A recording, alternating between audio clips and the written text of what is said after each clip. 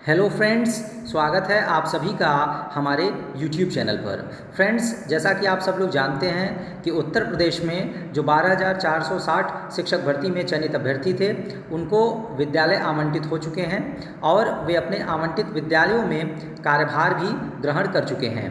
तो उसके बाद से जो शिक्षक भाई हैं, उनके द्वारा लगातार ये सवाल पूछे जा रहे हैं कि सर, जो हमारी फर्स्ट सैलरी बनेगी ज्वाइनिंग के बाद, जो हमारी फर्स्ट सैलरी होगी वो कितनी बनेगी, और जो सैलरी मिलने का प्रोसेस है वो कब तक कंप्लीट होगा, और हमारी सैलरी हमारे खाते में कब तक प्राप्त हो जाएगी। तो इन्हीं सवालों पर आधारित ये मेरा वीडियो होगा, जिसमें मैं आपको बताऊंगा कि जो नव चयनित शिक्षक हैं जिन्होंने अपने विद्यालयों में कार्यभार ग्रहण कर लिया है, उनका प्रथम वेतन उनके खाते में कितना प्राप्त होगा, और बेसिक पे, डीए, एचआरए और जो आपकी डिडक्शंस हैं, जो कटौतियां हैं, चाहे एनपीएस की कटौती हो, और एनपीएस आपको लेना है कि नहीं लेना है, वो ऐच्छिक है या फिर कंपलसरी है, ये सारे सवालों के जवाब इस वीडियो में आपको दिए जाएंगे। और आपको पूरा प्रोसेस भी बताया जाएगा कि सैलरी मिलने का पूरा प्रोसेस कब तक कंप्लीट होगा।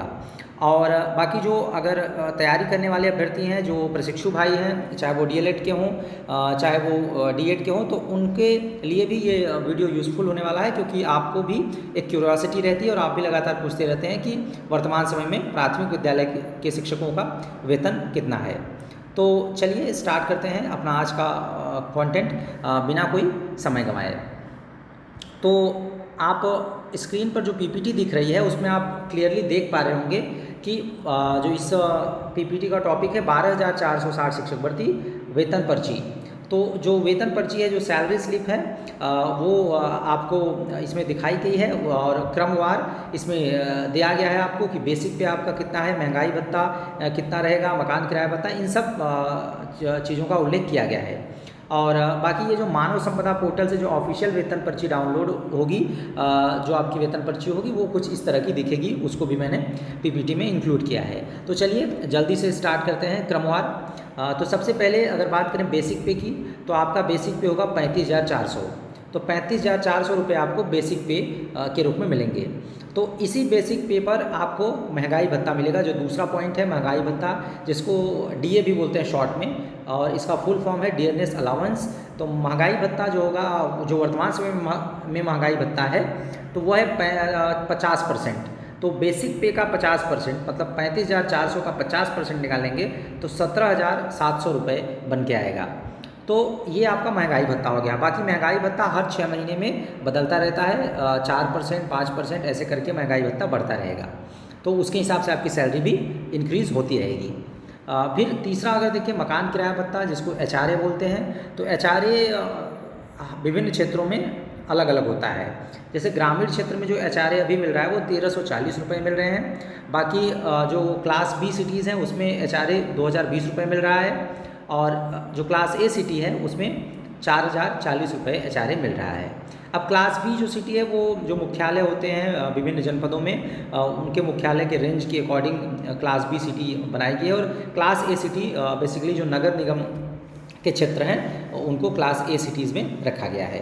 तो ये आपका मकान किराया भत्ता हो गया। तो अगर इन तीनों को ऐड करते हैं तो कुल वेतन आपका निकल के आएगा। तो ग्रामीण क्षेत्र के लिए जो आपका कुल वेतन बनेगा, तो 35,400, 17,700 और 1,340 रुपये, ये इन तीनों को ऐड कर देंगे तो आपका 54,440 रुपये आपका वेतन बनेगा ग्रामीण क्षेत्र के लिए। फिर अगर क्लास बी सिटीज़ की बात करें तो इसमें ऐड करने पर 55,120 रुपये आएगा, इसमें 2,020 ऐड होगा। और फिर 4,040 क्लास ए सिटीज़ को में देखिए, अगर 4,440 रुपये ऐड करने पर 57,140 रुपये वेतन बनेगा आपका, जो क्लास ए सिटीज़ हैं। तो ये तो आपका कुल वेतन हो गया। बाकी आपके वेतन में से कुछ कटौतियाँ भी होती हैं। तो जो प्राथमिक विद्यालय के शिक्षकों की कटौती है, वो बेसिकली केवल एनपीएस की कटौती होती है उनके वेतन से। तो एनपीएस, जिसको न्यू पेंशन स्कीम बोला जाता है, या नेशनल पेंशन स्कीम, तो उसके तहत आपका जो बेसिक पे और डीए है उसको आप ऐड कर लेंगे, उसका 10% निकालेंगे।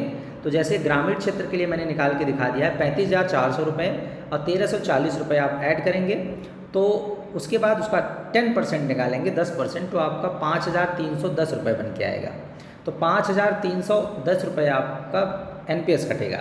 अच्छा, अगर आप ये पूछेंगे कि एनपीएस, कुछ लोग पूछते हैं कि एनपीएस ऐच्छिक है या कंपलसरी है, तो मैं आपको बता दूं कि एनपीएस के लिए आप अभी से आप अपने लेखा कार्यालय पर, वित्त एवं लेखा कार्यालय पर संपर्क करेंगे। वहाँ आप जो है फॉर्म फिल कर देंगे, तो उनके पास आईडी पासवर्ड होता है, तो उसके थ्रू आपका पैन जो एनपीएस का प्रान नंबर होता है, परमानेंट रिटायरमेंट अकाउंट नंबर, वो आपको प्रान नंबर जनरेट हो जाएगा और उसको आप अपने पास रखेंगे।